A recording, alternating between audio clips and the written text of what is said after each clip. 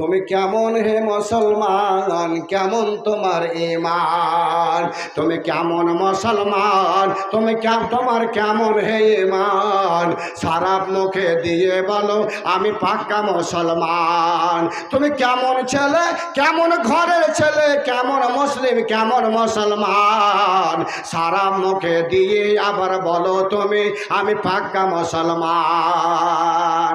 মসজিদের ধার ধারণা, মসজিদের ধার ধারণা, মসজিদের ধার ধারণা, মাদ্রাসার ধার ধারণা, কোরআন হাদিস মানো না।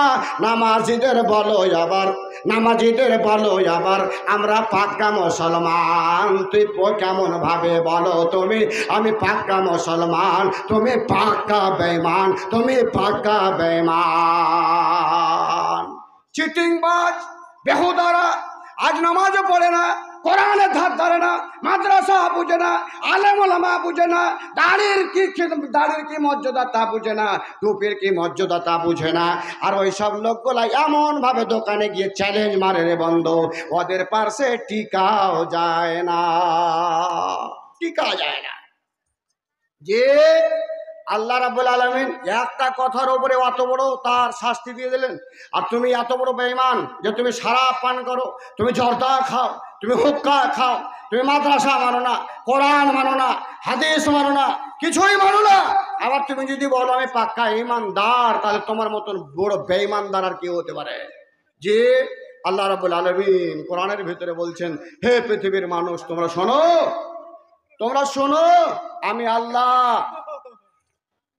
তোমাদের জন্য যে জোড়াটা করেছি, বিবাহা, বিবাহর বান্ধন, এটা একটা গিরা হে ভাই। কিটা এই বিবাহটা কি? এটা গিরহা, গিরা বুঝেন? একটা দড়ি দিয়ে যে গিরহা লাগাও, ওই একটা গিরহা, একটা বন্ধন, এটা আর কিছু নয়, এর ভিতরে কিছু নয়, একটা গিরহা, একটা বন্ধন। আর এই গিরহা এবং বন্ধন এটা আজকের নয়, আমি বলে যাচ্ছি এর আশাকর এলাকার মাটিতে এই বন্ধনটা হলো শুধু আল্লাহ রাব্বুল আলামিন যেই দিন জান্নাত তৈরি করে, হযরত আদম আলাইহিস সালামকে যেদিন তৈরি করে মা হাওয়াকে বিবি রূপে, মা হাওয়াকে স্ত্রী রূপে যেই দিন দিয়েছিলেন, সেই দিন থেকে এই বিবাহের বন্ধন আজ পর্যন্ত চলে আসছে, আজ পর্যন্ত হয়ে আসছে। এই বিবাহ আজকার নয়, তোমরা মনে ভাববে না, তোমরাই মনে জানবে না যে বিবাহটা শুধু আমরাই করি, আমাদের যুগে হয়।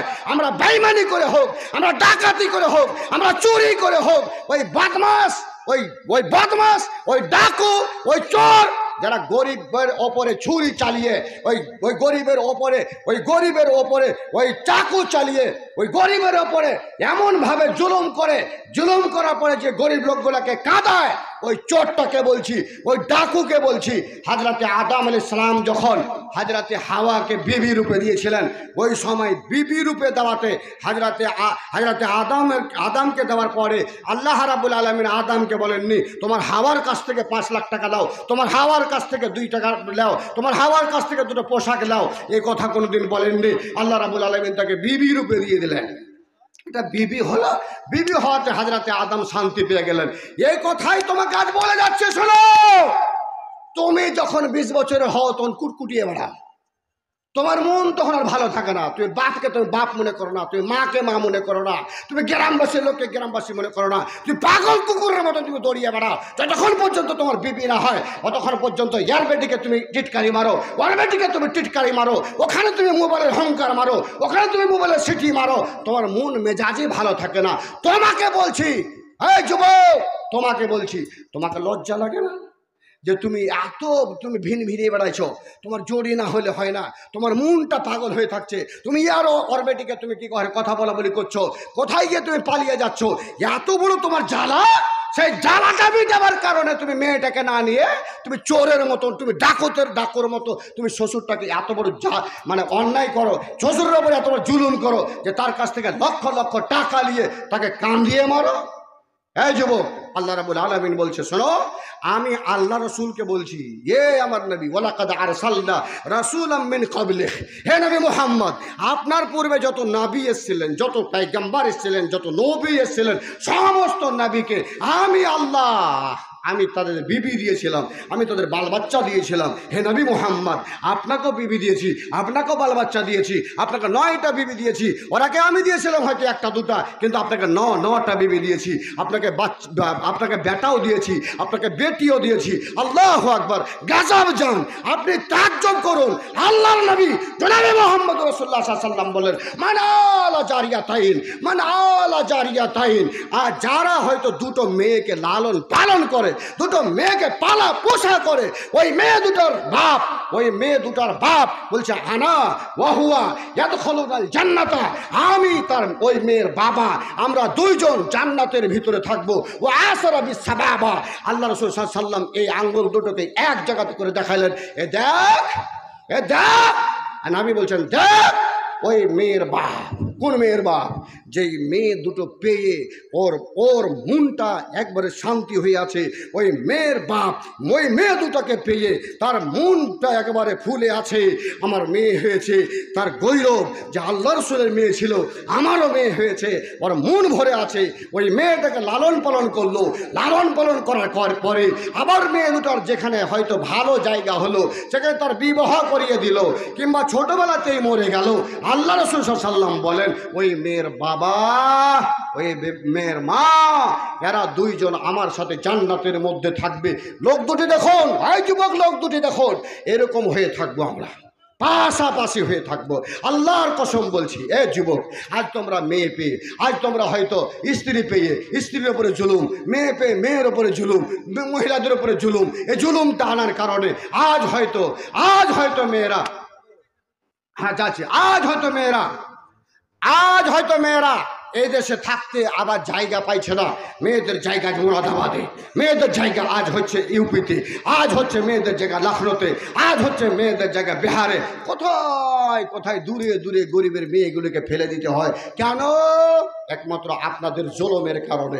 আল্লাহর কসম বলছি, আল্লাহর নবী জনাবে মুহাম্মদ রাসূলুল্লাহ সাল্লাল্লাহু আলাইহি ওয়াসাল্লামের একখানা প্রিয় হাদিস আপনাদের সামনে বলছি।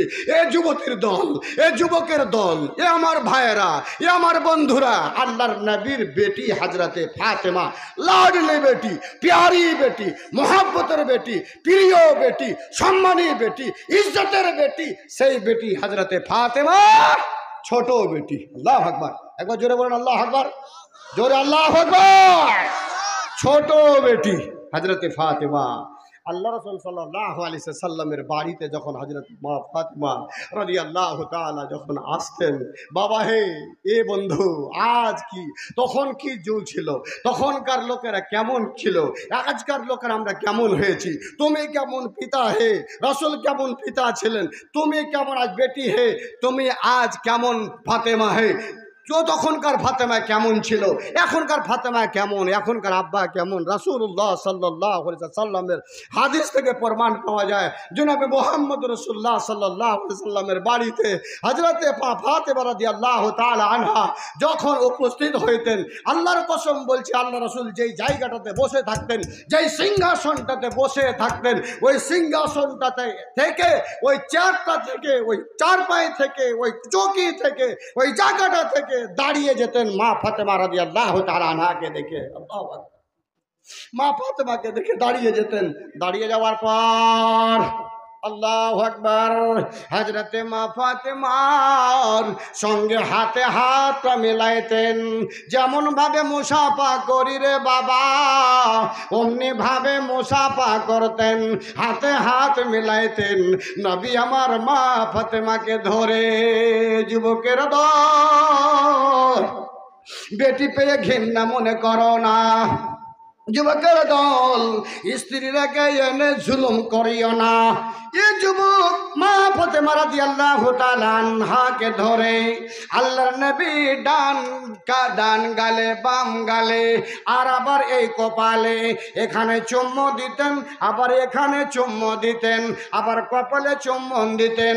চুম্বন দেওয়ার পর মা ফাতেমা রাদিয়াল্লাহু তাআলা আনহাকে বলতেন, বেটি মা ফাতেমা বল, কেমন কেমন আছো রে বেটি, কখন তুমি বাড়ি থেকে বের হয়েছিলে, কেমন করে তুমি আসলে, কিসের জন্য আসা হলো?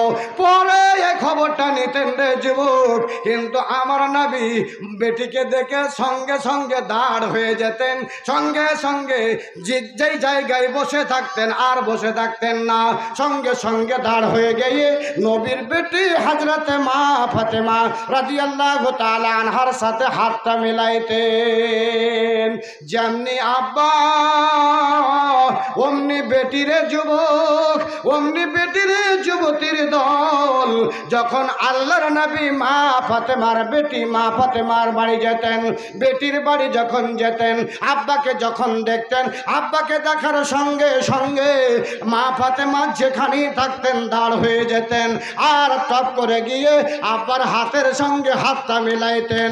হাতটা মেলানোর পর বেটি কেমন দেখে নিন, এ মা ফাতেমারা, এ আমেনারা, এ মমিনারা, তোমরা আজকে শুনে রাখো বাবাকে কেমন করতে হয়।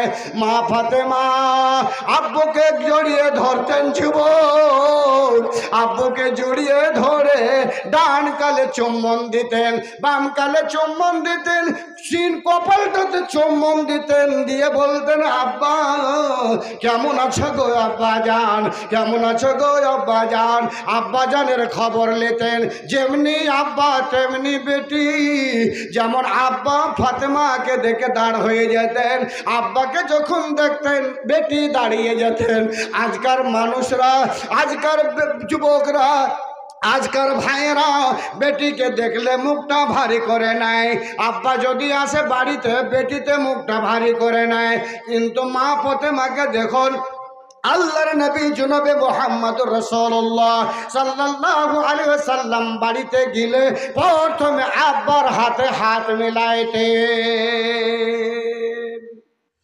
এখন যুবক কিংবা 40 বছর 45 বছর মানুষ এরা হাত কার সাথে মিলায়?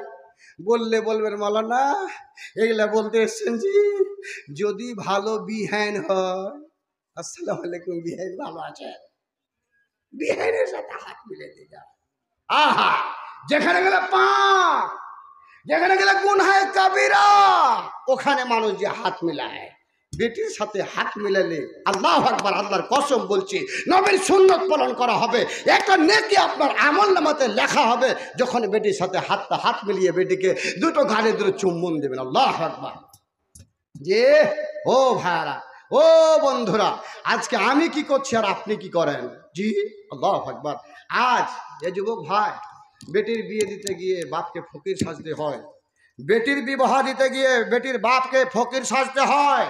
আল্লাহর কসম বলছি, এই কিছুদিন পূর্বে, বছর খানেক হলো বাড়িতে বসে আছি, ফজরের নামাজ পড়েছি, তেলাওয়াতে একটু লেগেছি খালি কেবলমাত্র।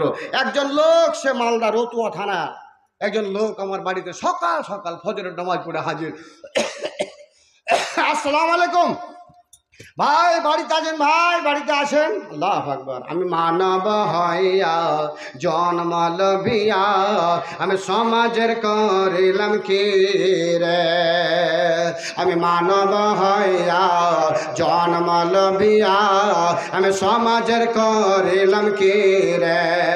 আমার বাল্যকাল গেল খেলিতে ধলিতে, আমার বাল্যকাল গেল খেলিতে ধলিতে, আমার জওয়ানি গেল রাসা খাওয়ার হাটে, আমার জওয়ানি গেল রঙে রসে, আমার জওয়ানি গেল রঙে রসে, আমার দন্ত খসিবে সম্বল হবে মোর লাঠি রে।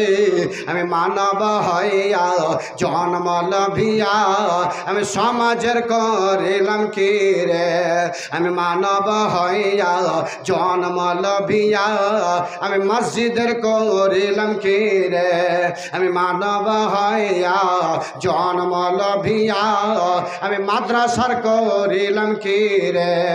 আমার বাল্যকাল গেল খেলিতে ধুলিতে, আমার বাল্যকাল গেল খেলিতে ধুলিতে, আমার জওয়ানি গেল রঙে রসে, আমার দন্ত খসিবে সম্বল হবে আমার লাঠি রে। আমি মানব হইয়া জন্ম লভিয়া আমি সমাজের করিলাম কি রে। মাওলানা বাড়িতে আছেন কে? আমি বাইরের মানুষ। আমি আগিয়ে গেলাম, দরওয়াজায় পৌঁছলাম, গেটটা খুলে বলছি কে তুমি, কোথায় তোমার বাড়ি? বন্ধুরে সত্য কথা আলোচনা করছে শুনুন। লোকটা বলছে বাড়ি মালদা। বলে এখানে কেন, কি হয়েছে বন্ধু? এবার বলছে বন্ধু মৌলানা আমার কিন্তু ফকিরে ব্যবসা নয়, আমি ফকির নই, তবে আপনার কাছে একটা সাহায্যের জন্য এসছি। যখনই বলল সাহায্যের জন্য এসছি, লোকটাকে বললাম বাড়ির দিকে আসন। বাড়ির দিকে নিয়ে গেলাম, একটা কুর্সি দিলাম, বসতে দেওয়ার পর বললাম চাটা কিছু খেয়েছেন বাবা? বলল না, এখনো চাটা কিছু খাওয়া হয় নাই। আমি আমার স্ত্রীকে বললাম স্ত্রী রে চট করে একটু চা বানাও। চা তৈরি হলো, গল্প করতে লাগলাম বাবা কি অসুবিধা তোমার? উনি বললেন আমার দুটো মেয়ে, আমার দুটো মেয়ে, তিনটি মেয়ে, দুটো মেয়ের বিবাহ দিয়েছে। প্রথম মেয়েটার বিবাহ দিয়েছি মাওলানা কিছু জমিন ছিল বিক্রি করে। দ্বিতীয় মেয়েটার বিবাহ দিয়েছিলাম কিছু লন্ঠন উঠিয়ে, কিছু গ্রামের লোকের কাছে, এলাকার লোকের কাছে সাহায্য নিয়ে। এ মাওলানা এবার তৃতীয় মেয়েটার বিবাহ। এই মেয়েটার বিবাহতে আমাকে 2,10,000 খানা টাকা দিতে হবে। এলাকার লোকের কাছে মুখ দেখাতে পারি না, বারবার কেমন করে যাব? মাওলানা গরিব মানুষ রে, পেটের জন্য কোনো দিন আমি কোনো ভাইকে গিয়ে বলিনি, কোনো পড়োশিকে গিয়ে বলিনি 1 কিলো চাল আমাকে দাও তো বন্ধু, আমি খিদায় আছি রে, আমার খাবার খেতে হবে। এই বলে কোনো দিন কোনো ভাইয়ের কাছে আমি সাহায্য চাই নাই। ব্যবসা আমার ফকিরি নয়। আজকে মেয়েটার জন্য দাঁড়ে দাঁড়ে আমাকে বেড়াতে হয়েছে, আসতে হয়েছে গো মাওলানা। বড় লজ্জা লাগছে যুবকের দল, কথাটা বলতে বলতে দুটো চোখ দিয়ে রে পানি ঝরঝর করে নামিয়ে দিল। আল্লাহর কসম বলছি এ যুবক, ওই লোকটা বলছে মাসকে মাস আমার 2 মাস 3 মাস যদি চলে যেত, আমাকে শুধুমাত্র পানি খেয়ে যদি থাকতে হতো, গাছের চামড়া খেয়ে যদি আমাকে থাকতে হতো, আমি লোকের দরজায় যেতাম না। মেয়েটার জন্য রে মাওলানা আজকে আমাকে দাঁড়ে দাঁড়ে বেড়াইতে হয়। এই জুলুমকে আনলো, জুলুম এনেছে বেটে ছেলেরা, জুলুম এনেছে মুসলমানরা, জুলুম এনেছে আলে হাদিস ঘরের ছেলেরা।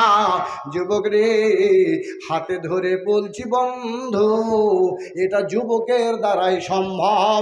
এই অন্যায়টাকে, এই অত্যাচারটাকে রোকার আমাদের মতো মৌলানাদের জন্য সম্ভব নয়। কোরআন এসেছে, আল্লাহর নবীর ওপরে রক্ষা করেছে যুবকেরা।